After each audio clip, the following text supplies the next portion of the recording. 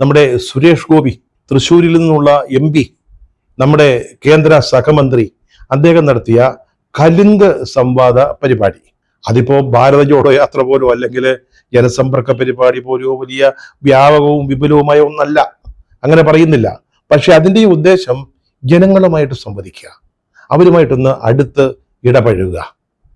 MP ആയിട്ട് ജയിച്ചു പോയതിന് ശേഷം, മന്ത്രിയൊക്കെ ആയതിനു ശേഷം നാട്ടുകാരുമായിട്ട് വലിയ ബന്ധമൊന്നുമില്ല.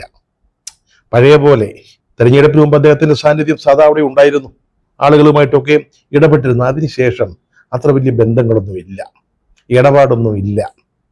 അപ്പൊ പ്രതിച്ഛായ അല്പം താഴെ വീണ് കിടക്കുക, ഇടിഞ്ഞു പോയിരിക്കുക. അതൊന്ന് മെച്ചപ്പെടുത്തണം. അതിനോടൊപ്പം തന്നെ പഞ്ചായത്ത് തിരഞ്ഞെടുപ്പ് വരികയല്ലോ, തദ്ദേശ ഭരണ സ്ഥാപനങ്ങളിലേക്കുള്ള തിരഞ്ഞെടുപ്പ്.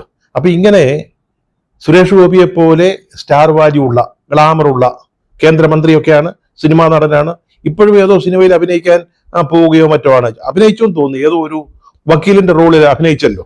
അപ്പൊ അങ്ങനെ സിനിമാ നടനായിട്ട് ഇപ്പോഴും തുടരുന്ന ഈ ഗ്ലാമറസ് താരത്തെ ഒന്ന് തൃശ്ശൂരിൽ അവതരിപ്പിച്ചാല് പ്രയോജനം ഉണ്ടാവുമെന്ന് കരുതിയാണ് ഈ കലുങ്ക് സംവാദ പരിപാടി.